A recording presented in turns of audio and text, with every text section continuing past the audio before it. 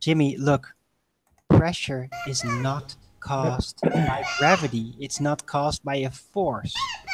It's a natural effect just because of mass, because of the mass of things wanting to redistribute themselves in all directions to find an equilibrium. The only thing that gravity, whether you believe it is being caused by masses being pulled towards other masses or just an acceleration like force or centrifugal force, the only thing they do is to redistribute the higher density materials from the lower density materials in alignment with the forces being applied. That's not the natural effect of pressure needing to redistribute itself into lower pressure zones. Okay, can I read something not from Wikipedia? ENTROPY. Have you looked it up yet? Yeah, it's a clothing fashion house. Can I kick him, Nathan? Why? No, don't kick him. Have you looked up entropy? Have you looked up entropy yet, Jimmy? I have, yeah. What does it say? The thermodynamic quantity representing the unavailability of a system's thermal energy for conversion into mechanical work, often interpreted as the degree of disorder randomness of the system. Yeah, didn't know aware of that. Of course, it was all cut out and babbly because we need you to say something that actually destroys your argument. Nathan, do you want to say it again? Yeah, you've got a crap internet connection the second you need to read something that absolutely obliterates your argument. Sorry, I'll say it again. People cut out all the time. A thermodynamic quantity representing the unavailability of a system's thermal energy for conversion into mechanical work, often interpreted as the degree of disorder or randomness in the system. That's mechanics. That doesn't have anything to do with pressure. Yeah, that was my homework. I've just done it. So, a gravitational attraction exists between the mass of a planet and the gas molecules and particles in the atmosphere. The force of gravity tends to pull the molecules and particles towards the center of the body. Why are you reading this again? This is not Wikipedia. Why are you reading it again? Why are you reading this again? You've already read it. No, this is a different part. What does it prove? Does it prove that you've got something pressing against something else or not? Did you read what? Did you listen to what I read? You read about planets, and I'm disproving the medium the planets are in with the pressurized system next to a vacuum. You can't have pressure unless it's pressing on something. Right. Yes. Force of gravity tends to pull the molecules. What laws of gravity? Hold on. What gravity are you talking about?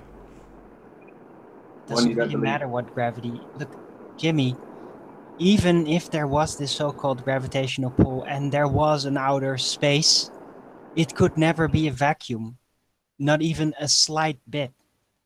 If this theoretical super open space was there, it would have to naturally be filled up with a gas. And then if there was something like gravitational pull, then perhaps that would cause the air on the Earth to be slightly thicker than in outer space. That is the only way that this hugely presuppositional theoretical setup could even possibly physically work, theoretically. The weight of the atmosphere pushing down on itself and the surface of the planet creates atmospheric pressure. No. That's your opinion. That's not my opinion. I'm reading. No, weight. Reading the explanation. Weight does not create pressure. It only does that in accordance to the buoyancy density laws in its layers as forces being applied. Regular pressure will always cause material, including gases, to expand to find an absolute equilibrium within the totality of the container. So, Arwin, if you put a heavy book on your hand, you don't feel any pressure? No, you feel the weight of it. There's no pressure on your skin? No, because the pressure is already in an equilibrium around you. The book isn't gas either. Yeah, exactly. It is solid. What's that got to do with it? The book's not gas. Talking about gas pressure. There's totally different rules for different states. Again, why are we having to school you on this? The different states of matter are different. Gas is not liquid. Liquid is not solid. They are different. Do you get it? We're just dealing with a complete thicko. Did you not go to school? Do you not understand these basic principles? Answer me. Did you not go to school? Were you a dropout? Were you getting high while they explained about the different states? Okay, I'll rephrase the thing. Don't rephrase anything. Were you getting high while they explained that states of matter are different? Gas is not liquid. Liquid is not a solid. A book is not a gas. Did you not go to school when they taught this? Are you a stoner retard? So this stuff is second grade physics. Yeah. Dude. I'm asking you a question. Did you not go to school when they explained this? That's primary school level. Right. So did you attend? I did. So what makes you think a book is like air? Do you not understand that a gas is not a book? Okay, what if you have a hairdryer? Not okay. We're establishing your idiocy, you complete dingbat. It's not okay when we point out that your arguments are fallacious and you're stupid, like you've not been to school. Well, what's your opinion? All right, so let me interject just real quick because I think there's some aspect of semantics. So I understand what Jimmy's asking, but Arwen and Mark are disputing the use of pressure for the weight of the book. I said hairdryer. Jimmy's asking. I'm sure. Excuse me? But that's just like the weight of the book is basically being caused by the downward acceleration force, or the gravitational pull force, whatever you want to believe in that regard, causing, well, the density and buoyancy laws to apply in accordance to the forces being applied. But that does not take away that pressure will always try to find an equilibrium within the space that it can redistribute itself in. Because no force, no matter how strong, can prevent a gas from expanding in a container if there is also a vacuum state present. Right. Okay, so here, let me reverse things now. Okay, so Jimmy, so I'm okay with saying the book is pressing against my hand, and the weight of the book and the surface area of my hand, blah, blah, blah, they all balance out. They all equilibrate. The book is not going to crush my hand because it's not heavy enough. So the pressure against my hand is not crushing pressure, okay? Now, you have to reverse that and change the medium and change the substance to gas. Now, just like the book's weight is pushing against my hand, the pressure, or I'm sorry, the atmosphere and the gas is now trying to escape. That is, it's going somewhere, it's going up, and it's pushing against something before it gets to the vacuum. Yeah. I mean, you understand? It's not pressing against anything. It would just go away and equilibrate.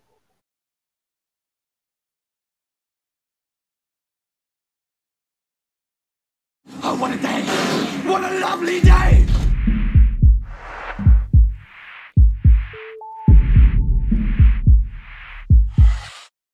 Welcome to Flat Earth Debate. I'm your host, Nathan Oakley, and if you're new to this channel, or you've not done so already, be sure to subscribe and hit the bell notification icon to keep up to date with the Flat Earth Debate. If you'd like to support this channel, there is a super chat that runs alongside each of these shows while they're live, and there's also a PayPal link in the info box below the video once it's rendered. But most importantly, if you would like to join the discussion, simply mute the page you are currently watching, then click the link in the info box below this video to join the panel and express your views on the shape of the Earth. If you do join, please don't swear. If you do, you'll be ejected, and if you are, please don't try to rejoin the stream using sock accounts. You'll be warmly welcomed back on the next stream.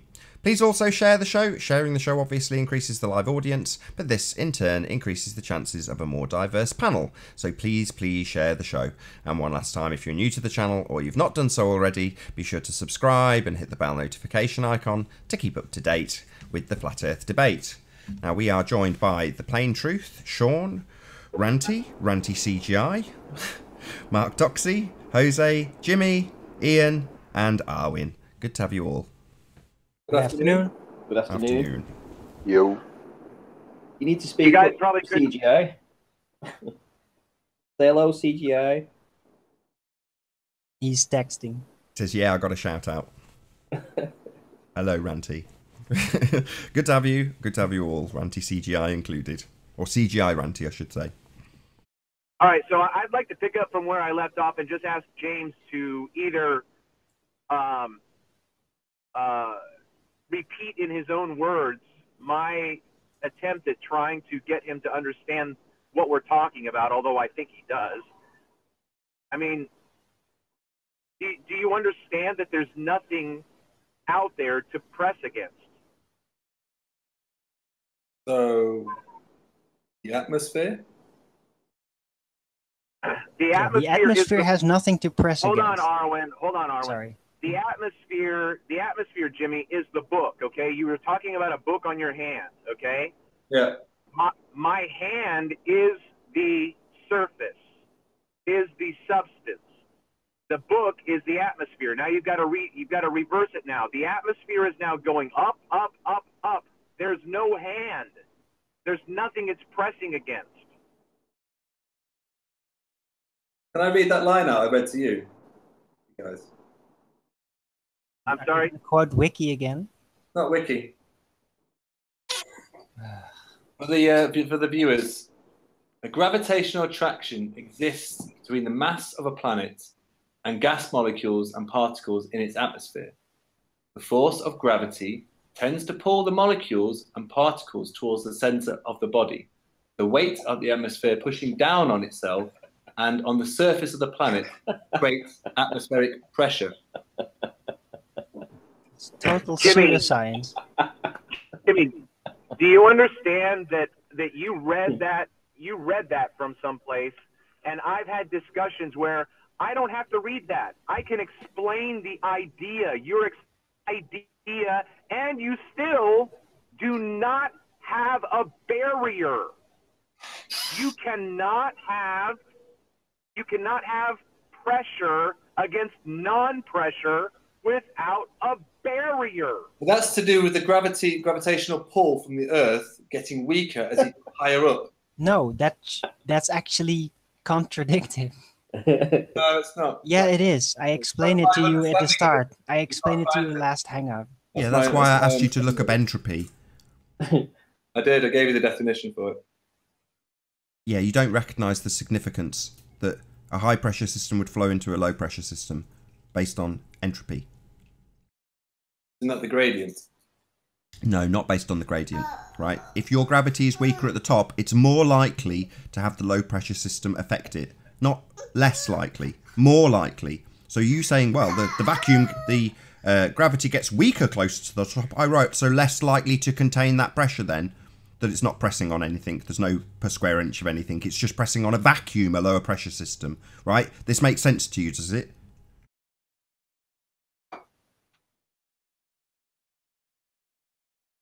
We'll look at something here. This is actually from Wikipedia. You didn't answer my question. Does it make sense to you that there's no per square inch up there? There's weaker gravity and there's nothing to press on. What there actually is a much lower pressure system, a vacuum in fact. Does that make sense to you? My understanding, yeah. It's not your understanding. We established that in the last show. You've not been there. It's not your understanding. It's not your understanding. You've not been there. You've not been to space. You've not verified or validated any of this. A priest told you. It's not your understanding. It's what someone told you. Let's just get that clear. I'm asking you a different question, though. Does that make sense to you? Admittedly, it means you've got to actually use your own brain and exercise your own opinion about this. It might take some time.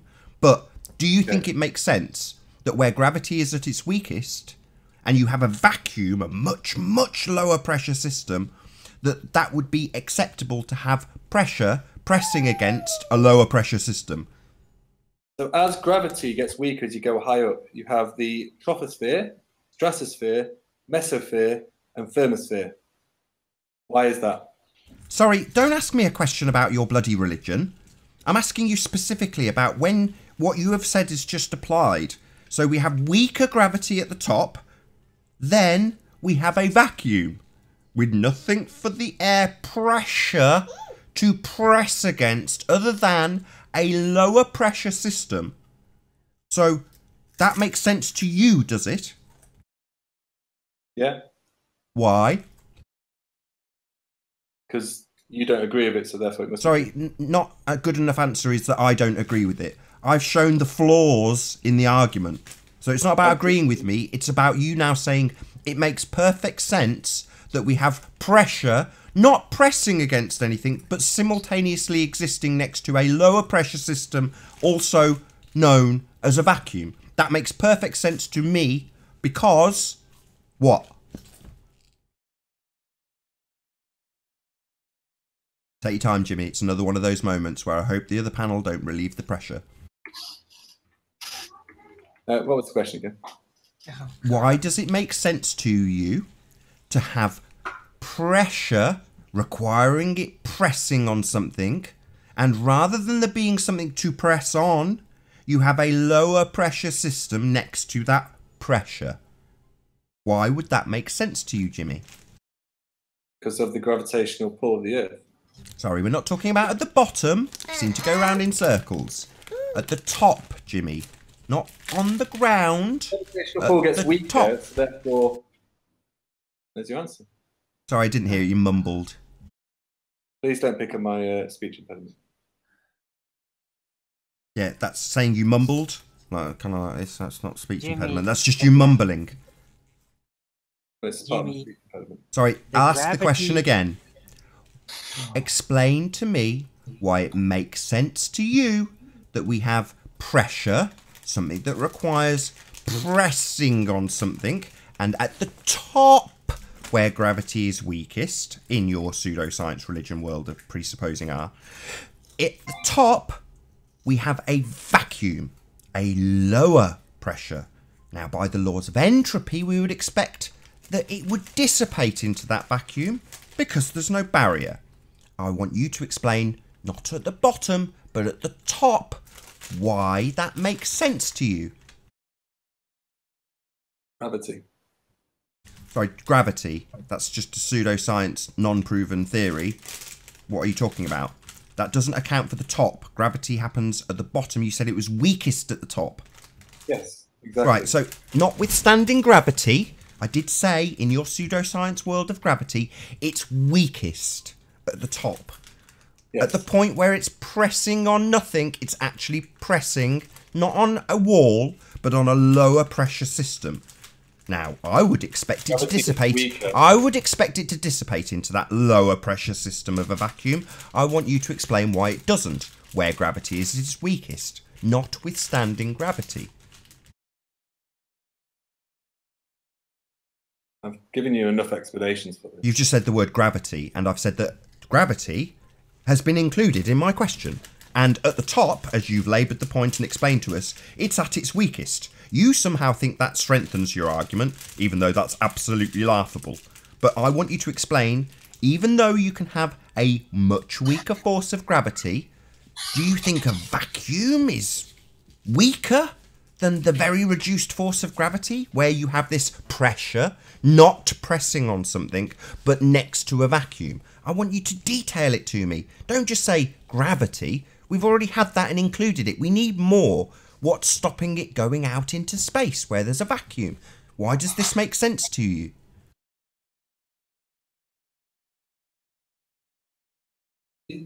Does the vacuum have a container? I don't think there is a vacuum. That's what we're debunking. Does the vacuum have a container? Yeah, this is the point. We're saying we don't think there's a vacuum. That's the very medium of your religious belief. The satellites, the sun that rotates around, the great attractor, all that crap is based on this medium. And we are literally shafting it for an audience of a couple of hundred people. While you ask us questions and go silent a lot. Without telling us why you believe this nonsense. Why do you believe this nonsense? Sorry, Nathan, it's I'm struggling to hear you. Yeah, very difficult to hear when you're having your ass handed to you. I get it. It's so difficult. So let me say something just real quick in answer to your question, Jimmy, because that is the exact metaphysical bullshit that your system purports. Your question of whether or not space has a container is the exact playground that your scientists love to play in. They will imagine what kind of container it is, and they will postulate as to what kind of container can contain such a system, and they have no proof, no experience, no observation. That is what we're talking about. You have an idea that you can explain, but you have no empirical way of presenting such. And whenever we do have experience with vacuums, as Arwen has already talked about with a container, when you remove everything, we can do that here on Earth. What we can't do is have a pressurized system next to a non-pressurized system without a barrier. You're making it sound like it's like literally a cut-off point where you have one pressurized system and there's literally a line and there's no pressurized system. Yeah, it's called a container. It's called a container. That's where you get caught up. Look, dude, gravitational pull, it's not a container. You're like, you know what, you're like, field that apply. Hold on, it's like a field that like goes through everything. And so unless at some point this gravitational pull force like literally becomes so extreme that it just makes like a shield, like a literal Star Trek shield to contain things.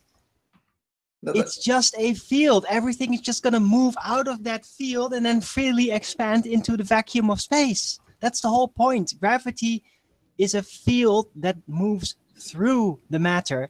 It's not a shield that can actually contain it. But that's how you... that is the freaking official way to explain gravity. But that's your point. You think it's some sort of barrier. No, you think it is. No, it can't be a container. Gravity can't be a container. That's the whole point. I've talked about the Earth's different atmospheres as you go up. No, it doesn't matter. Gravity is like a field that is through all the matter. It does not form a container. It cannot contain pressure. It's a force. Further away from the Earth, the gravitational pull is less. Yeah, so it's not going to keep it there. It's not going to be able to pull it to the Earth. So is your conclusion from this, Jimmy, that less vacuum means more likely to withstand the force of a vacuum? Vacuum? No. You're muttering again, Jimmy. I said no. Oh, no?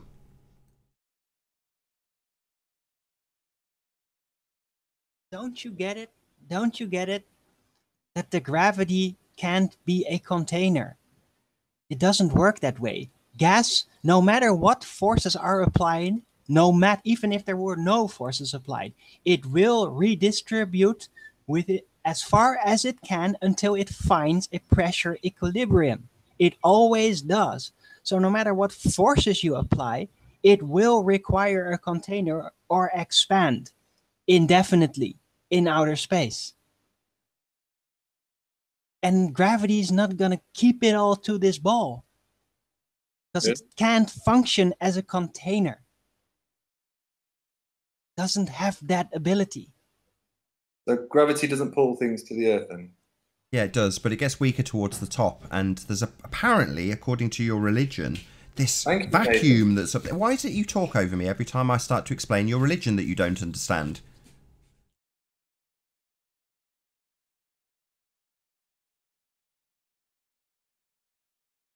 Or ask you anything. Talk over you again. Yeah, you do all the time. Leave these long protracted silences while we hand you your ass. It's funny. Yeah, hand me ass. I've explained it. I said from you haven't the start, explained anything. Sorry, explain it to me again. I'll ask the question again, Jimmy. How is it that we have pressure that requires pressing on something next to a vacuum? Have different layers of the atmosphere. That's absolutely fascinating. So what you're going to do is you're going to affirm the consequent. If we have pressure gradients, we have gravity and a vacuum next to a non-vacuum. Is that what you're saying? Didn't you? Sorry, you're muttering again? I said that's the explanation given. So, oh, right. So if Wiki says it, then regardless of if it makes any sense, you'll just accept it. It doesn't make sense. Oh, hello. The science make any sense, Jimmy. And it doesn't make any sense. But to you, that's the problem. No, it doesn't make any sense to anyone. You've got an agenda-based belief, so no, you have a belief in space and vacuum of space, and we're saying, how do we breathe in this air that we've got and still have a vacuum next to it where gravity's at its weakest? It doesn't make any sense. Surely it'd all go off into space. And you say, no, no, no, gravity. And we say, no, no, no, gravity's weak up there, and then you talk all over me while I explain it to you. Why are you bullying me? Stop bullying me, Jimmy. Sorry. Can you stop it? You Globers, you need reporting for your bullying. You've got people phoning up people's workplaces, making all sorts of accusations, and then talking over us. It's disgraceful, really. I mean, you guys are supposed to have science on your side. You should have an answer for how pressure is achieved next to a vacuum. You should have an answer. You've got Wiki telling us about pressure gradients. So what? What's it pressing on? Take your time, Jimmy. You guys... Don't tell me about you guys. Tell me what it's pressing on. You chaps believe in something. You believe in a vacuum of space. Tell me what it's pressing on. The gas that I'm breathing in right now. What's that up there? Up the top? What's it pressing on, Jimmy? Don't tell me what I believe and about my fantasies. Tell me what the pressure that necessitates your entire medium that you think your world revolves around being there. Tell me. What's it pressing on? What's pressing on what, sorry? Oh, so you suddenly have a bout of amnesia, do you? We're not talking about gas pressure here. Maybe we're talking about book pressure. Idiot. You're not having a seizure, are you, Nathan? You're an idiot. What are we talking about? We're talking about gas pressure next to a vacuum. How many times have we got to say it? What's it pressing on? The vacuum? Because that's a lower pressure system. Surely it would disperse into it, Jimmy. This makes no sense. No. What do you mean no? Hand wave dismissal? That's no good either, Jimmy. We need an explanation. Yeah? We would expect the lower pressure system to carry away with entropy all of the gas that we breathe in. I know we're breathing in gas pressure. Tell me what it's pressing on up there next to the vacuum. Gets less and less. I know. You keep saying that, and I want to know at the top where the gravity's less and the pressure is at its least before the vacuum. What's it pressing on? It just gets less and less. Oh, well, that doesn't explain what it's pressing on. You can't have pressure unless it's pressing. Pressure becomes less and less. Yes, pressure requires pressing on something, Jimmy. That's what pressure is. I know it took you a while to actually repeat what PSI was, but it requires an inch of something to press on. And we're asking what it's pressing on. You just say it's just there. Just accept it. My priest told me. We're saying it doesn't make sense, Jimmy. We want an explanation, not just an affirmation of your religious belief. So tell us how we have pressure next to a vacuum. Because pressure gets less. Yeah. The gravitational pull gets less. And eventually you go into a vacuum state. Oh, really? Well, that vacuum would just suck all of the pressure based on entropy. Not if the pressure is less and the gravitational pull is less. Sorry, if the gravitation is less, it's got less likelihood to hold on to that pressure now, hasn't it? Take your time, Jimmy. Is that a question, sir? No, it's a statement of fact. If you've got less force at the top and a much, much lower pressure system, i.e. a vacuum, then the gravity's affecting that less. Not more. It's not suddenly become a starship force field because it's become less. It's less likely to help. Shh, Jimmy, I know you have a problem in cognition. I know you're just used to parroting something you've read. I know you don't know how to use critical thinking skills and analyse why this is wrong. You're still defending it. It doesn't matter how many times we say it makes no sense, Jimmy. It's got to press on something to have a pressure. Whenever I say it to you, you start talking again, bullying me. Because you're mean and stupid. And all you can do is bully your opponents when you're losing.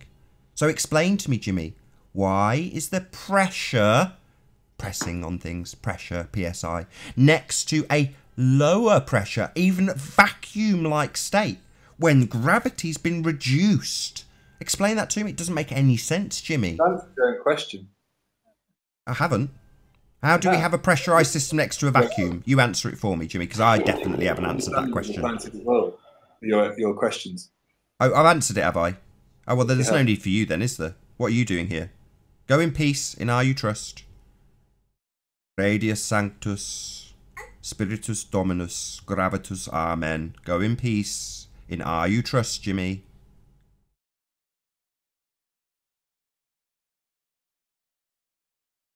Pressure's see, even the pressure's getting to Eleanor. She's happy as Larry.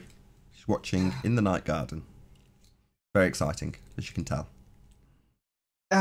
So Oh, he's dropped. Great. Bye-bye, Jimmy. It was lovely having you with absolutely no explanation for the pressurized system next to a vacuum other than what your priest told you that doesn't make any sense. Very handy. Oh, God. Got such a headache now. My bad. No, it was good, but my God, this guy, I think he has like a vacuum chamber where a brain should be or something. Interactions like that just, I think, solidify continually the impossibility of that system. It's an believe. Yeah. The cognitive dissonance is too ingrained with people like him.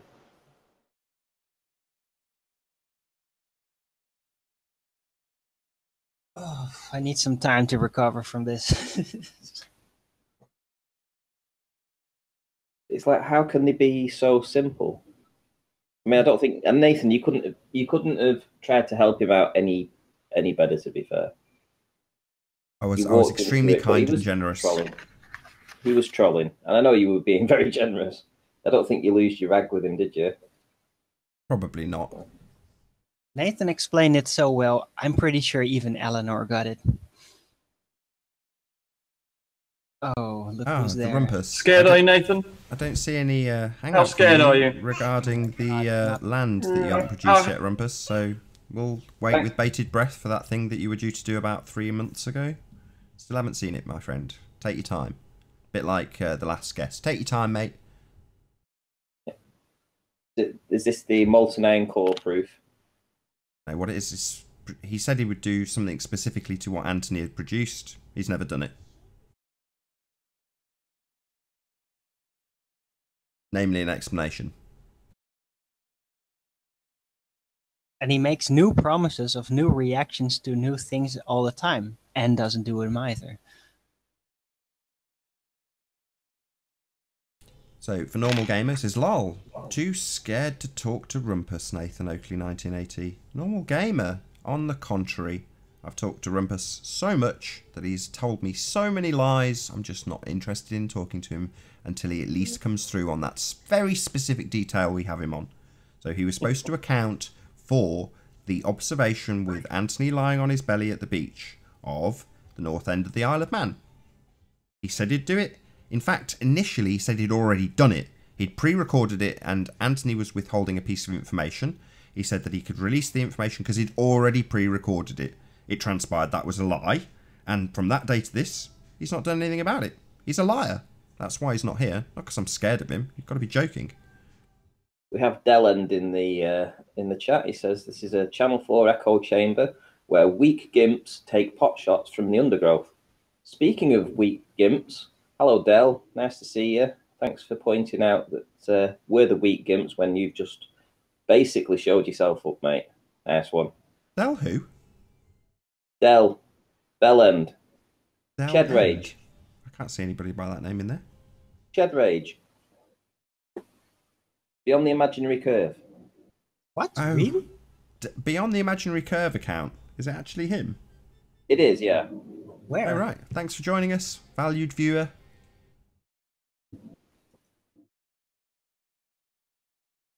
Oh my God, it is him. It is him. And the thing is, he ran away when I went to Scotland and I messaged him and asked him to come and do an experiment. He ran away, he didn't show up. Puss. Oh, was. Post it now. I didn't see it, mate. Just post it again, my friend.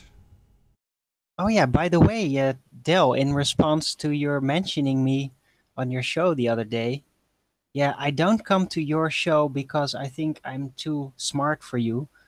I don't come to your show because I find it a bit boring. That's all. But you come here, don't you, Dal? Thanks for joining. Well, where do you think he gets his material from? He doesn't have any material. He needs to come to other channels to learn his stuff. All he talks about is curve over water. That's it. And he did an experiment. Hey, let's have no fighting in the trenches. There's no globe heads here. Look, if Dale wants to reduce himself to knocking us for whatever reason, like I say, I'm just pleased he's here watching us. So thank you very much for tuning in, Dale. But yeah, let's not berate him. Do what you like, Dale. Good for you. Good on you. Whatever you're doing in Flat Earth, I have no idea, but good for you. Yeah, you need some more steroids as well. I do want to give credit where credit is due. I do kind of like his street interviews. I think that's very cool that he did that. Yeah, take some more steroids. No need. Look, let's just not ad ham the guy. If he's doing it to you, just ignore him. No problem. Wish him well. Good for you, Dal. Keep up the good work. Bought any more subs recently, Dal? No need. I'm sure you don't have any evidence of that. No. Right. No need. No need.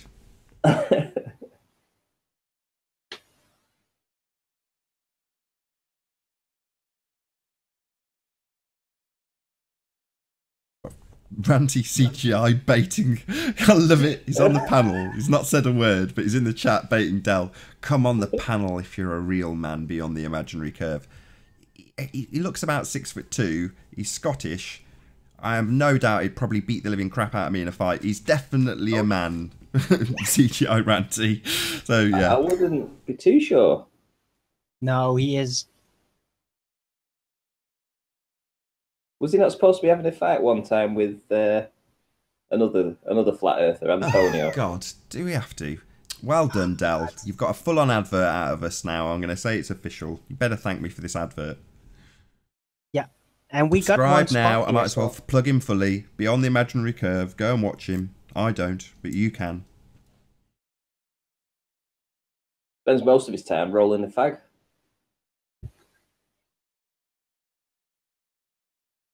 This is a dismal, dismal conversation. You know that. Yes, let's move on. Let's move on. Keep personalities out of it. Right. Who cares? I'm just a bit butthurt that his mod trolls in there sort of like block any flat earthers from going in that have another channel. Like everybody that's on this panel, everybody that's in a different chat format, he blocks them all. Yeah, he did with me very early on. Everybody. Yeah, let's move on. He talks about echo chambers. I mean, yeah. we assert He's the a house. one-man echo chamber. We do the housekeeping for a reason, which is to say that, you know, I think all of us, if we were to have any of the things on that list demonstrated, we'd be pretty shocked. They're not going to be, and that's why we ask for them. And when someone like Jimmy comes on and says, "Yeah, of course we've got space. You know, I believe in planets and I believe in the sun." It's like, yeah, I can see those things, but the medium that they reside in is a vacuum. So how do you explain that? And they go, gravity. You go, yeah, but that doesn't explain how you've got pressure next to a vacuum. And they go, gravity. You go, no, we've already demolished that. Even if we say gravity is there, and they go, well, gravity's less up there, that means it's right. And you go, that makes no sense. And so it goes on until you've said it 50 times and you're blue in the face, and they still say, well, Wiki says it's so. There is smarter people out there than you. You have a belief. And you're like, what? Are you kidding? We've just demolished your argument for the last 20 minutes. But that's what we get. So yeah, my point being that housekeeping is important. You know, I can't remember who it was. I think it might have been Anthony that was like, we've got to keep a track of this stuff. You know, we've demolished a lot of arguments. The self-perpetuating molten iron core was something that Paul Voigt asserted, and then Anthony absolutely pummeled him on it, and he hasn't been back since. Why? Because there's no evidence. Back either. Say again? And he won't come back either. In fact, have you noticed all the housekeeping stuff that we talk about, there isn't any of the troll accounts like Red's Rhetoric, etc., putting videos out or talking about them particular points? Because they can't. Well, yeah, that's a bloody good point, Ranty. So, any ballers who are watching this that would consider themselves popular. So you're talking Slice Barcane, Red's Rhetoric, anybody who's got a reasonable number of subscribers. Yeah.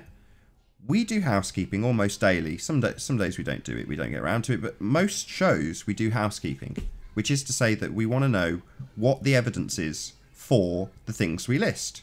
And today we happen to have covered pressurized system next to a vacuum, and it debunks the medium of space. So for Red's Rhetoric especially, who thinks that you've got rockets going into this medium, you need to actually demonstrate that you can have a pressurized system next to a vacuum.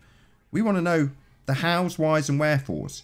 And if you start saying gravity, no problem. We can get into Cavendish, we can get into Einstein, we can get into all these things that you think create a force field around something that requires something pressing on something else. Pressure. So, Red's Rhetoric, whoever, you need to start responding to our housekeeping. You know, we're not doing it for the fun of it. And you're getting people like this Jimmy guy, who's basically idiot. You know, he's not smart. Red's Rhetoric, I would assume, would think he was more smart than Jimmy. So where's his response? Why is it that it's being left to people like Jimmy to respond when you've got people like Red's Rhetoric? Where's his response?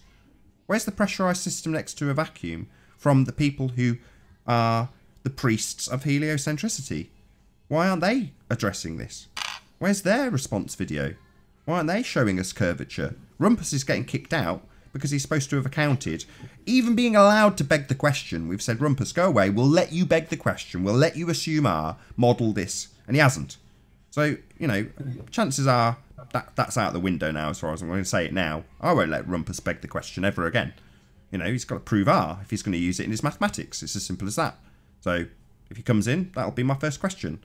Anything that you account for, I want to know the mathematics. If it's got a presumed radius in it, prove it. Simple. So all of these things that we bring up, R being one of them, they need addressing. For all the globe heads out there that think they live on a sphere, why haven't they been addressed?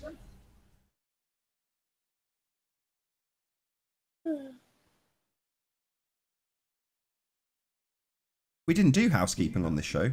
We just carried on with pressurized system. Travis started off with that. Total silence. Yeah, and we still have one more space for anyone who wants to join, by the way.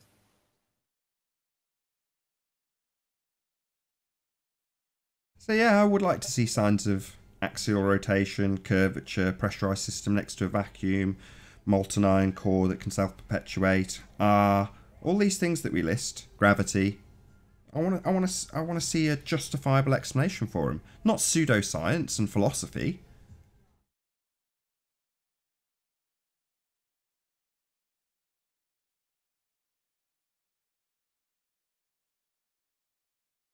Sad time for the ballers. It is. It's a very somber moment. Why do you think they don't come in anymore? Could be housekeeping. Every single start of the show, if we're covering these subjects, they know that there's a very good chance that when they come in, we'll ask for one of them.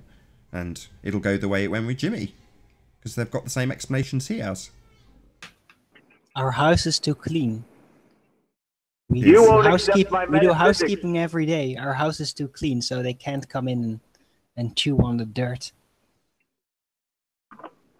Yep, there's no litter for the rats. Go on, Travis. Exactly. I was just going to say, they'd just say, you won't accept our metaphysics. We can give you the metaphysics, you just won't accept it.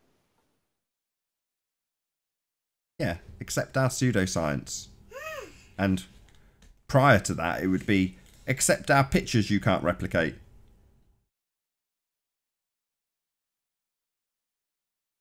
That's never going to come up on this show. We're never going to be doing NASA debunkings on this show, I don't think, because of this argument today. It's like the whole medium of space is debunkable. And from that point on, anything that you present that's come from that medium is fallacious. You need to prove that there is actually that medium there.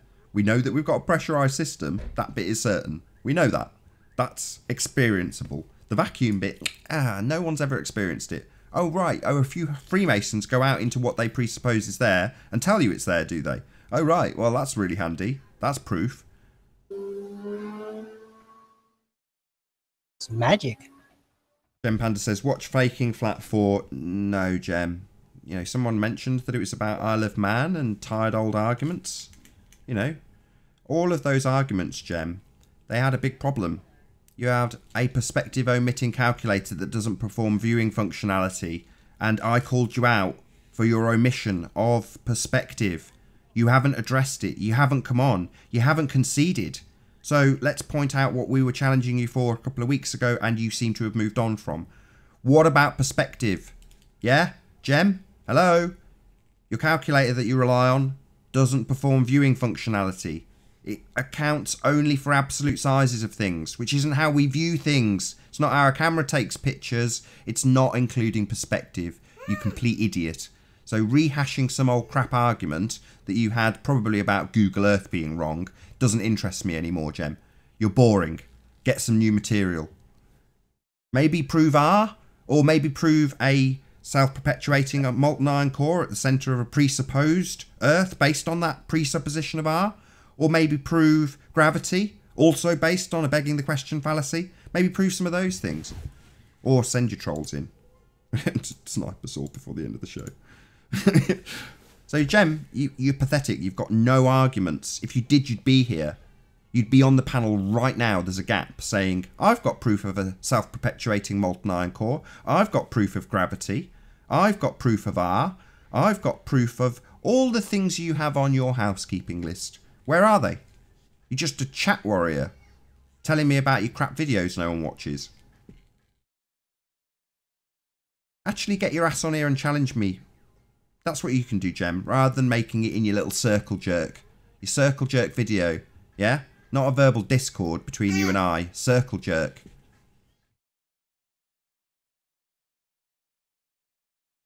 Yeah, all these circle jerking assholes like Gem Panda, they haven't got the balls to actually come in and present anything that challenges what we do in housekeeping. Keeping those rats away. Because they've got nothing.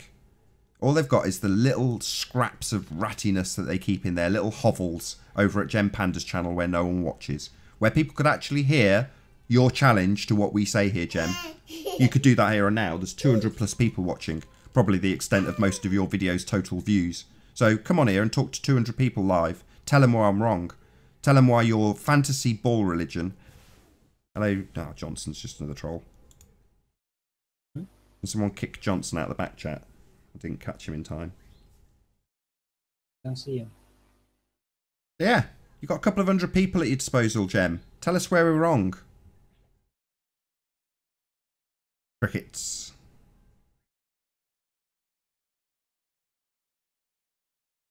Yeah, I look forward to your next video that I don't watch, Gem.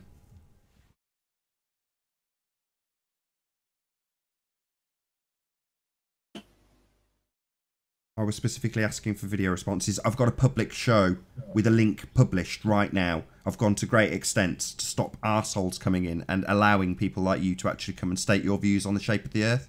I've said it over 300 times. So if you want to come and state your views, I've got a twice daily show, Gem. I don't need to go to your video response that no one watches because I've got an audience. Hello, how you doing, new guest? The Way, how you doing?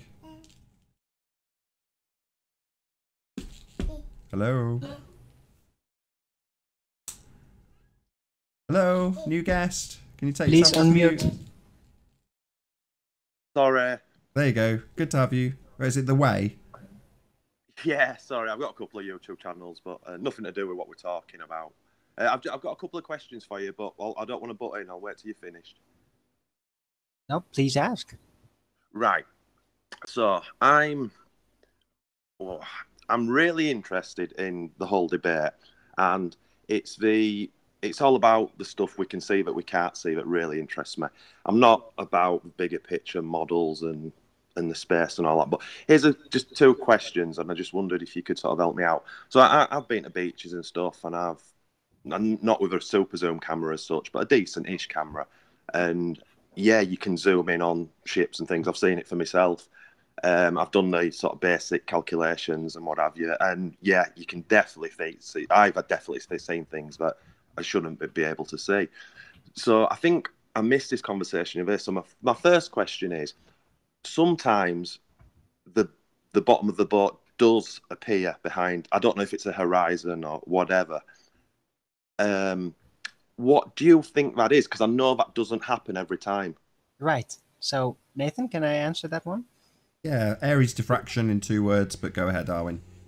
Yeah, all right. So, the effect that you described, the bottom disappearing, is a general effect that is caused by perspective itself. It's a narrowing down of the field of view, which causes things in the foreground to obstruct things further in the background. And it is indeed caused by diffraction. But what it basically is your field of view within perspective. As you see things, things closer to you are more at an angle, downwards, roughly. And then the further away you go, they start to become less angled and more straight. And eventually, if you go far away enough, and especially if the observer height is low enough to the surface that you are looking over, then yeah, it will become so straight that basically very tiny things in the foreground will start to obstruct relatively big things in the background. So basically a wave that could be like a couple of inches high, if you're almost looking directly over the water, can obscure the bottom of a boat, which could be like a meter high, that is much, much further away. So it is an inherent part of perspective caused by Aries diffraction, and I originally named it the optical slant effect because it seems like it's slanting, but it keeps on going in a straight line. So it's not a curve obscuring things, because if it were a curve, then things behind that point would start to fall behind that curve exponentially, and they don't. They might be linearly obscured a little bit more bottom up the further away you go, but it doesn't fall exponentially behind that obstruction. Right. So it's a part of perspective. For me, from the outside looking in, this is a frustrating thing, because people who just go and look for the first time or whatever, and they get that image, it's like, well, that's curved straight away, and they don't look into it any further. But if you do, I mean, I don't know what percentages I'm making this up, but probably 60%, maybe higher, of the pictures I see, they don't have that, and you can, the ship or whatever it is a long distance away. Mm-hmm. Yes. Right, second question. I don't want to take too much of your time. So I'm from sunny Bradford in the UK, but right now I'm staying in Canada for 6 months. And as I was flying over from Dublin in Ireland, I flew to Toronto. Now, obviously, you get your little TV screen on your seat, and it's showing you the flight path. And I'd not even looked at it, to be honest, until we flew over Iceland. And I had no idea the plane was going to fly over Iceland, because to me, obviously, that's kind of out the way, as it were. So when I got here and I looked at it, and now I'm not, please don't pick me up on the flat Earth map. I know there's no such thing. But looking at that kind of map, and you look at the distance, or what you think a straight line would be, it's nowhere near Iceland. Yep. So I looked into it a little bit to see. Obviously, there must be a scientific reason for it, whatever. And I can't remember what it's called. It's something like a circle path or something. And they're trying to say, because it's a globe, it's flying the shortest distance. That's what it was. But again, I mean, if you look at not the Earth curve, if you look at the curve of the flight path on a smaller screen, I would have thought, and I'm no expert, but I would have thought you would have felt the plane sort of almost not constantly turning, but it has to. I would have thought it'd have to turn, to the left to get where it's going. But obviously, as far as I'm aware, on a plane, it's very good point. Yeah, so I just wondered what you thought about that, because obviously I've even got pictures of you on the plane of Iceland, and it's not just like I could see it; we were over it. Mm-hmm. Now, I'm presenting the map now, by the way, so to give a visual example of what you're saying. Yeah, right. Iceland is, according to the rectangular perspective of the Google Earth maps, is well even beyond 45 degrees towards the north, and Toronto is pretty much on the same latitude according to this map. And yeah, that seems very, very off. Now, it's a good point what you were saying. Yeah, if you were actually flying over there for a reason, like for example, okay, maybe it is following land routes for in case of emergency, that kind of thing. Can I just interrupt you out very quickly, Owen? Yeah, I looked at all this. I thought I'll play devil's advocate, and I'll go down the debunking stage. And there is no, apparently, this is what I read, obviously Google, but there is nothing on it for an aircraft that everyone thinks that it flies over land in case of emergencies, but apparently that's rubbish.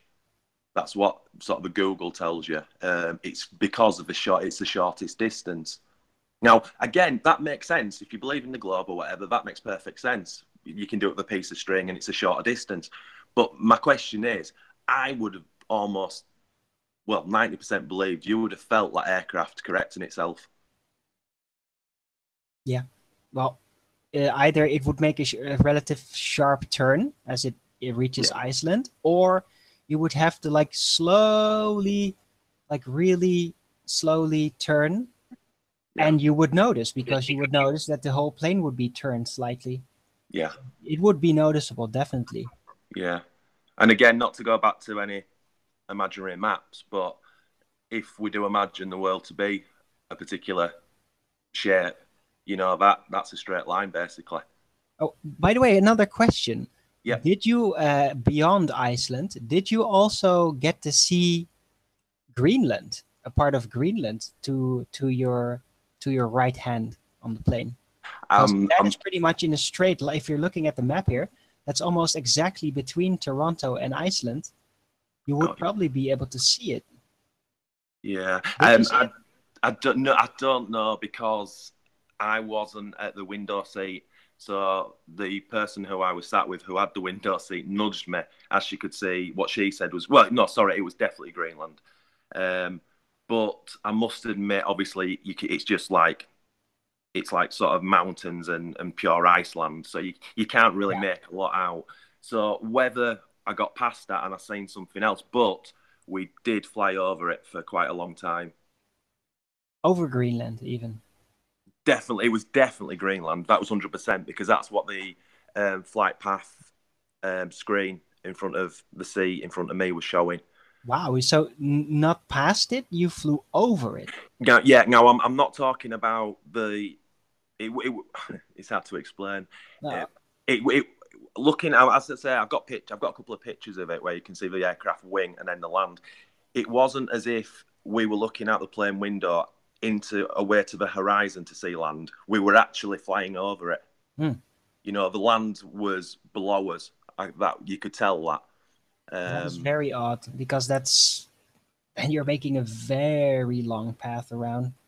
Well, listen, and then sorry, just I'm talking too much, but I then sort of tried to go. I mean, I'm no expert in this, but I started to look at flight paths and what standard aircraft flight paths are, and what I couldn't understand is the flight path we took. I didn't see on. I mean, I only use Google, but I couldn't see that flight path anywhere. The flight path maps that they show you, they all curve, but at the sharpest point of the curve, it was still nowhere near Greenland.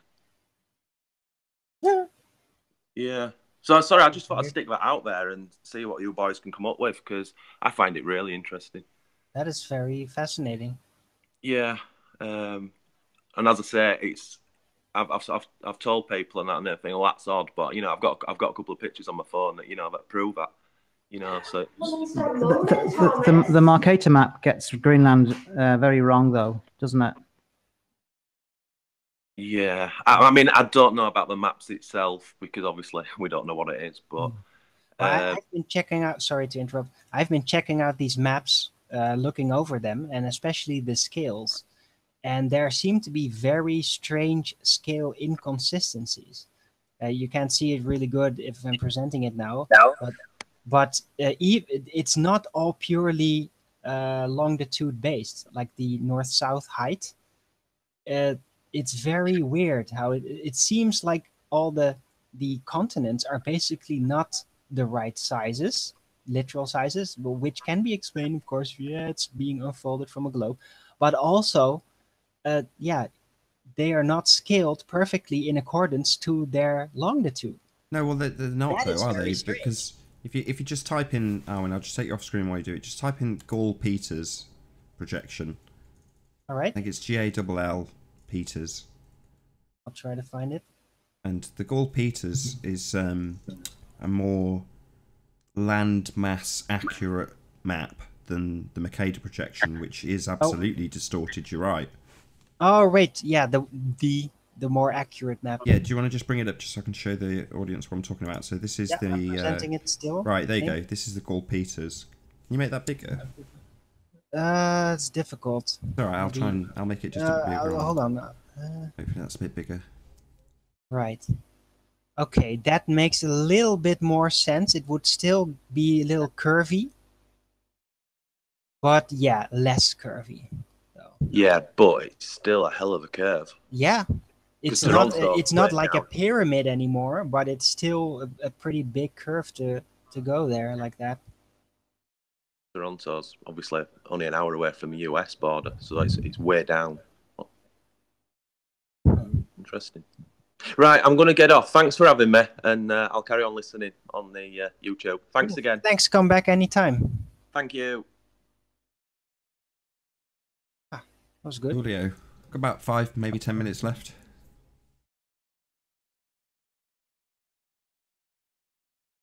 Lots of pressing at the moment.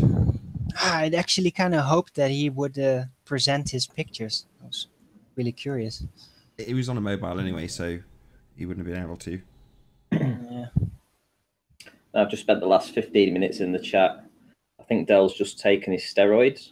Oh dear. He's pretty aggressive at the minute. What's his problem? His problem's this show. He thinks you're establishment, apparently. Establishment? Yeah, he's calling you establishment. What does I know what establishment means. What do you think he means by establishment? Well, he says that you've been promised a position. Promised a position? Your lordship. Yes, I know. It's all your lordship, Oakley. It's all stirring the drama. Been promised a position. Oh, right. Yeah, he's not said in what or anything, but he's clearly just had his injections. Promised a position. Gritting his I don't teeth think and foaming. Steroids, but he is getting a little silly. Maybe he knows something I don't. He's definitely foaming at the mouth. I can tell it in his words. Fair enough. So anyway, are you going to tell everybody what I don't really know what to say to that. I've not been promised any position other than the position I've created for myself on YouTube. It's taken a lot of hard work. Explain your dad. Apparently, this is what he says. Apparently, you need to explain your dad to Dell. Well, I don't think you do, but what about him? He says. What about him? I have no idea. I mean, this is what he says. Robin Oakley is not my dad, Mong. What? Is that the BBC reporter? It is, yeah. Right, okay. So they think that you're Robin Oakley's son. I see. Wow. Linked to the BBC. Fascinating. Right, wrong. We'll probably I've got a video about him actually. So about, I don't know, it's probably 10 or 15 years ago now, where my folks lived up in Shropshire. They had a drought, so they literally ran out of water, and they got on the news because Severn Trent went round with a great big lorry full of water for them to fill up jerry cans and such like, and they were on Midlands Today. So, you know, my dad's been on the news. I've got that video on one of my channels, so it's not like it's difficult to find what my dad looks like. And yeah, it's not Robin Oakley. There we go. Here we go. Google him, look at him. It's a fat Nathan. Now, I just want to point out that if anybody spoke like that towards Dell in his hangout, they would be instantly banned. Right? But he's been in the chat effing and jeffing for the last half an hour, right? Because he knows he can get away with it here. But talk about double standards, because he doesn't allow this to go on in his hangout. He blocks people for less. Indeed. If you're going to talk like this here, I suggest that you allow it to be spoken to like this on your debates, on your channel. Don't be a two-faced coward. Even though my last name is Gonzalez, I'm not related to Nathan Gonzalez. And Arwin is not related to Django, which one letter is silent. Thank you. Are you related to Speedy? No, not related to Speedy either. Ándale, ándale. But I've seen him on TV. He's like a fat version of you. Yeah, right. I know. I'm telling you. Arwin, the J is silent. So Django, the D is silent. You guys are not related. Thank you. No.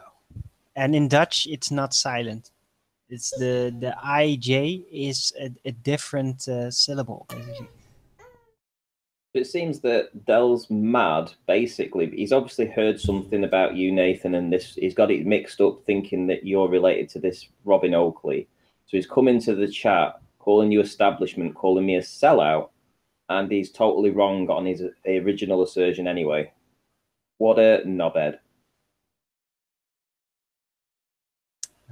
Fair enough. Yeah. You know, if you think some establishment because there's another guy with the same surname as me. I'm also not related to the sunglasses manufacturer. You know what I mean? Yeah, and I'm not related to the owner of the clothes line that is here in the Netherlands either.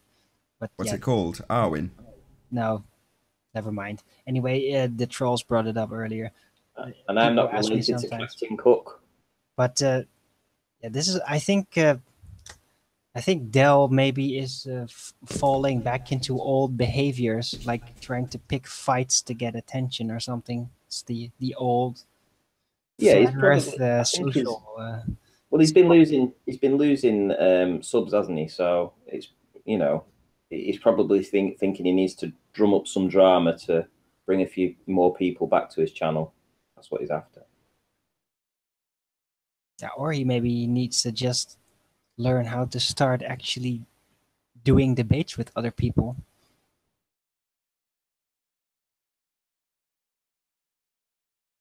Well, I've got no issue with Dell because I don't watch him or care. So, more power to you, whatever you're doing, Dell. Talk about me more. Yeah, I like his Streets interviews, so they were pretty cool. Yeah, but he only does it part-time, doesn't he? He's a part-time flat earther. He's not like Nathan. Nathan does this every single day. And I say that he's a part-timer because he is. Because he doesn't... What does he do? 2 hangouts a week? The odd observation here and there? That's it. Part-time. You're part-time, bud. Come on, you can't blame somebody for actually having a job. And the way back, just so you know, just email me at nathanoakley1980@aol.com. Just email me. The screen name of this channel, but with @AOL.com at the end.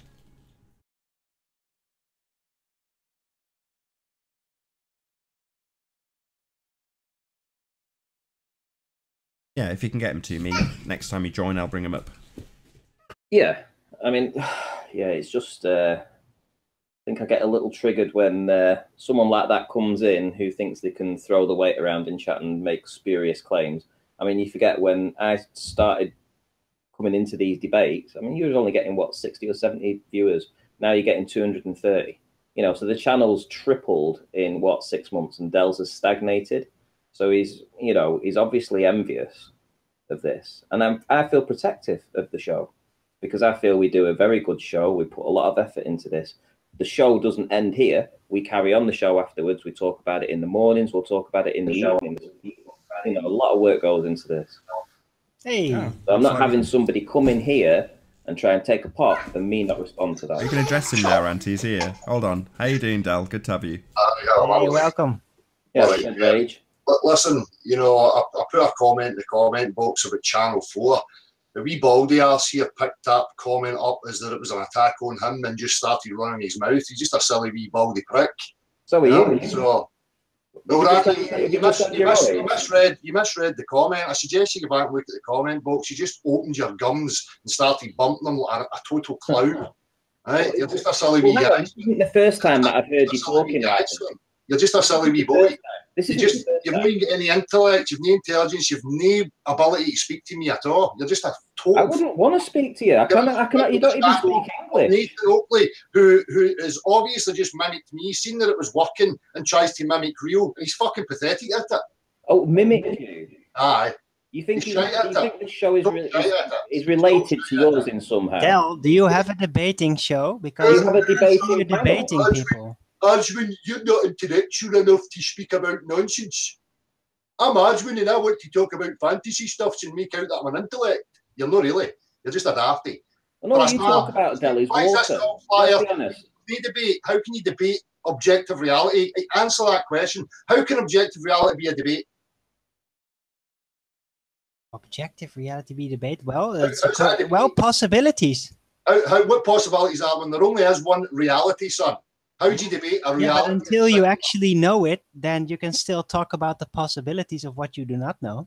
What are you talking about? That's just fucking gobbledygook. Possibilities of what you don't know. So fantasy. Well, I'm sorry that you don't understand what I just said, but fantasy. It's just fantasy. Speculating. Yeah, it's speculation. Yeah, it's theorizing. It is laying a groundwork of what you can be expecting once you find out.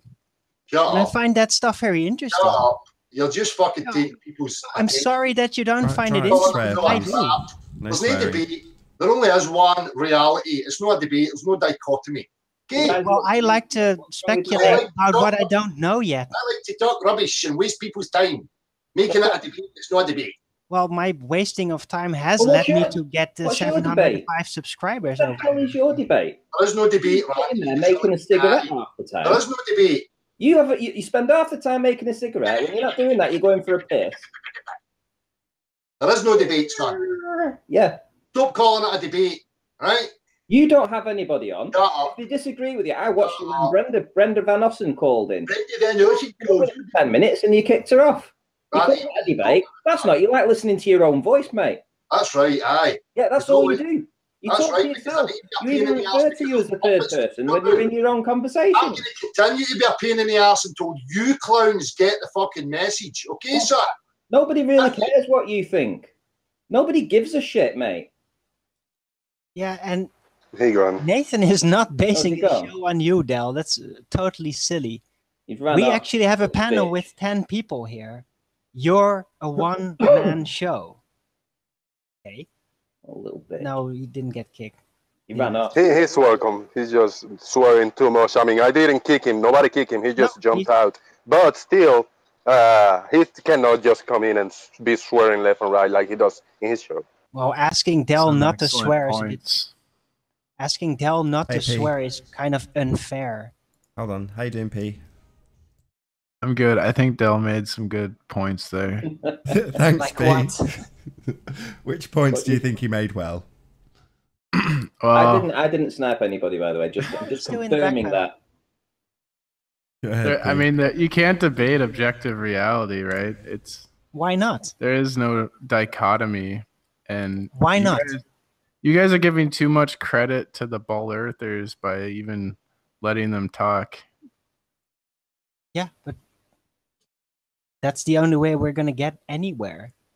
We're going to basically route out the inconsistencies and the logical fallacies and the presuppositions, get through the entire psychology of it. That's also a focus that we actually do on this show. It works.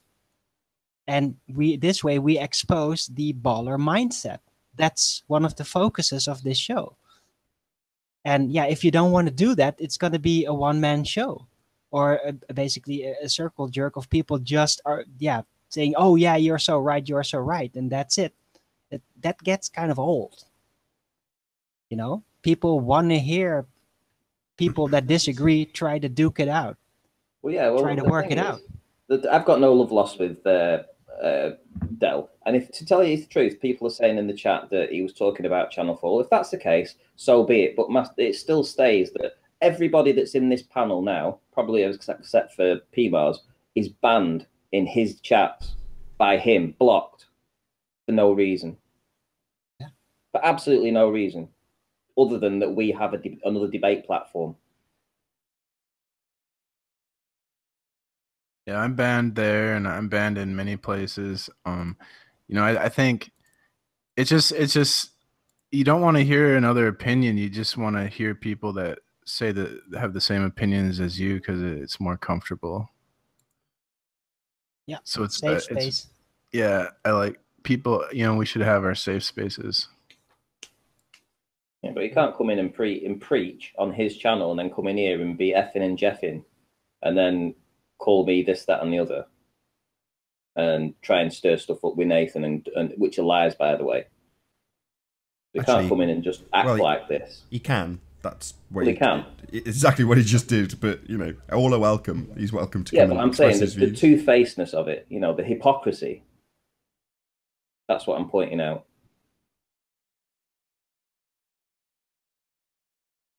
Indeed.